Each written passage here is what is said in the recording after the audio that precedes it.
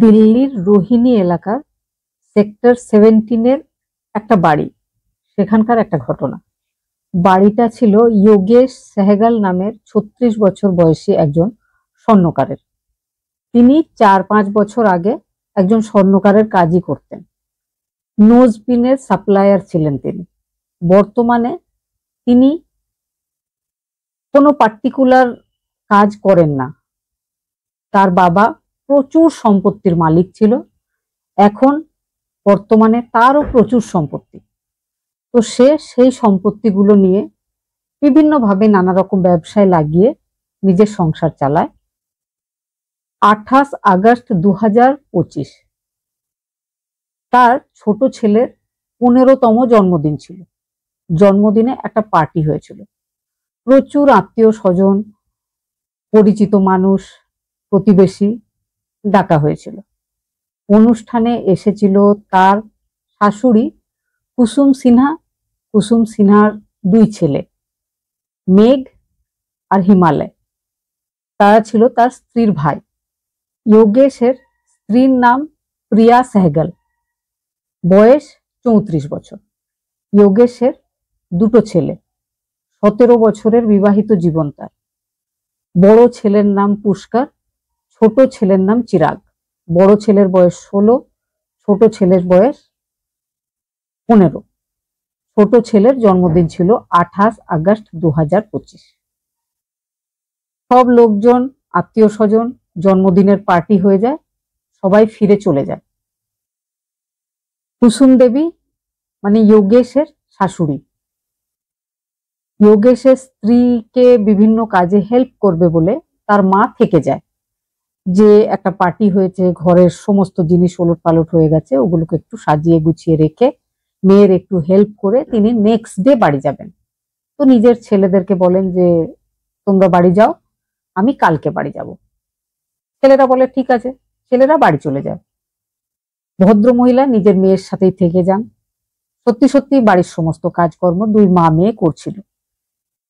তার মধ্যেই তাদের যে জামাই যোগেশ, তার সাথে তার স্ত্রীর বিভিন্ন বিষয়ে ঝগড়া শুরু হয়ে যায়।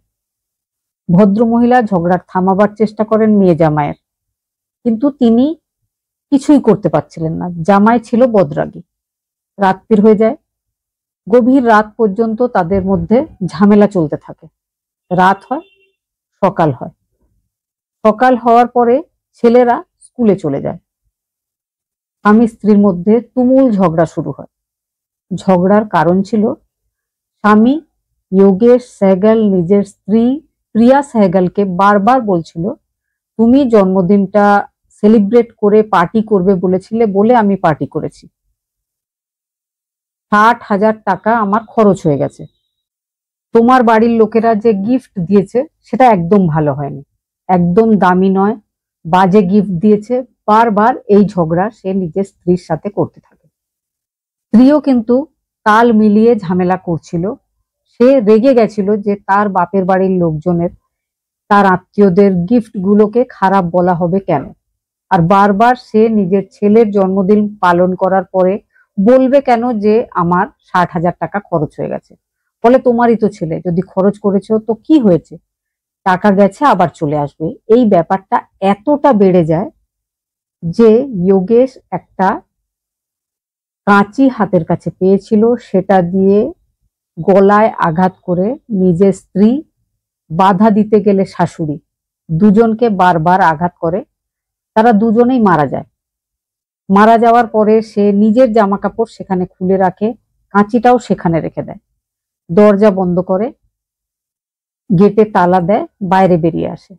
বেরিয়ে আসার পর তার 2 ছেলে স্কুল থেকে ফিরে আসে। বড় ছেলেকে সে বাড়ির ভেতরে যেতে দিয়েছিল, ছোটটাকে যেতে দেয়নি। বড় ছেলেটা ওপরে উঠেছিল, উঠে মায়ের আর দিদার এই অবস্থা দেখে আবার সে নেমে এসেছিল। বাবা বড় ছেলেকে বলেছিল এই ব্যাপারটা ছোটটাকে বলো না, যদি ছোটটাকে বলো তাহলে কিন্তু তোমারও ওই একই অবস্থা হবে। ছেলে চুপ করে গেছিল, ছেলে কিচ্ছু বলেনি। তারপরে 2 ছেলেকে সঙ্গে নিয়ে সে এদিক ওদিক ঘুরতে থাকে। ঘুরতে ঘুরতে একবার সে থানায় যায়। থানায় গিয়ে বলে যে আমার স্ত্রী আর তার মা দুজন তুমুল ঝগড়া করছে, তাদের মধ্যে হাতাহাতি হচ্ছে। আমার রোজ রোজ এই অশান্তি আর ভালো লাগছে না, আমি নিজের দুই ছেলেকে নিয়ে যেখানে শান্তি পাবো সেখানেই থাকবো, আমি সেখানে চলে যাচ্ছি। এটা সে থানায় জানিয়ে সেখান থেকে চলে যায়। এদিকে কুসুম দেবীর দুজন ছেলে, হিমালয় আর মেঘ, তারা বারবার ফোন করছে নিজের মাকে, ফোন সুইচ। এদিকে এদিকে শাশুড়ি কুসুম সিনহার দুই ছেলে, হিমালয় আর মেঘ, তারা বারবার নিজের মাকে কল করার চেষ্টা করছে, কারণ তারা নিজের মাকে দিদির বাড়িতে আনতে যাবে। মা ফোন রিসিভ করছে না, দিদিকে ফোন করে, দিদিও ফোন রিসিভ করছে না।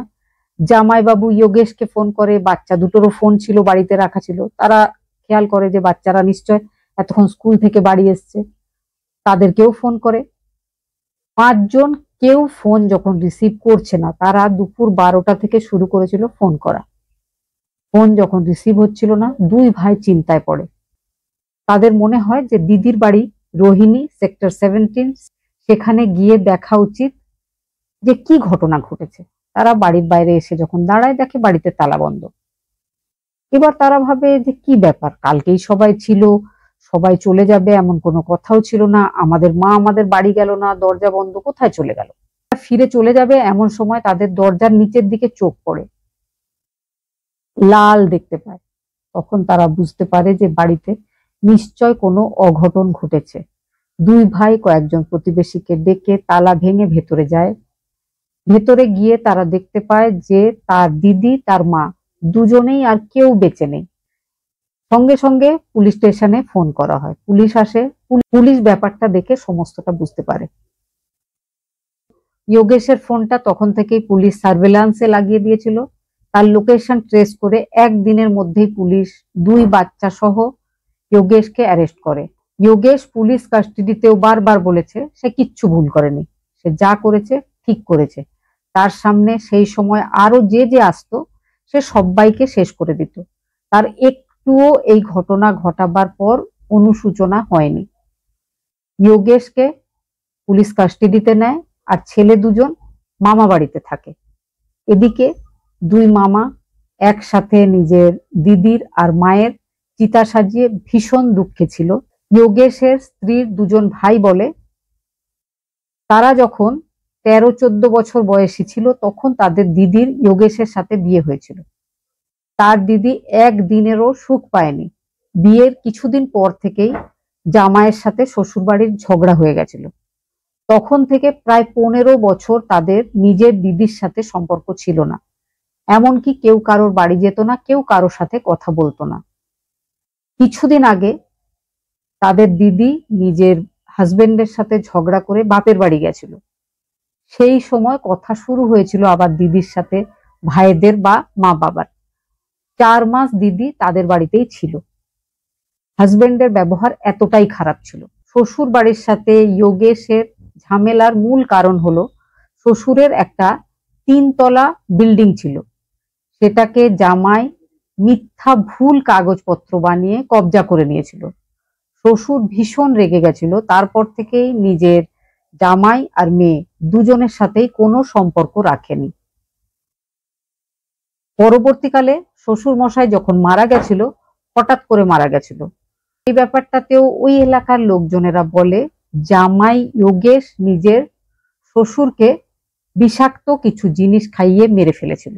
2016 সালে যোগেশ একবার পিস্তল দিয়ে নিজের স্ত্রীকে মেরে ফেলবে বলে ভয় দেখিয়েছিল, কিন্তু পরবর্তীকালে 2025-এ শেষ রক্ষা আর হয়নি। মাঝে মাঝে যোগেশ সেহগাল নিজের স্ত্রীকে ঝগড়া করতে করতে বলতো যে তোমার যে 2 ভাই আছে তাদের দুজনকেই আমি মেরে ফেলবো, আর তারা দুজন যদি মারা যায় তাহলে তোমার বাবার পুরো সম্পত্তিটা শুধু তোমার আর আমার হবে। এই ব্যাপারগুলো সব সময় বিয়ের পর থেকেই ঘটে এসেছে, কিন্তু শ্বশুর বাড়ির লোকজন কখনো ভাবেনি যে এইভাবে সে নিজের স্ত্রীকে, নিজের শাশুড়িকে শেষ করে দেবে। এখন সে পুলিশ কাস্টাডিতে রয়েছে, তার জিজ্ঞাসাবাদ চলছে।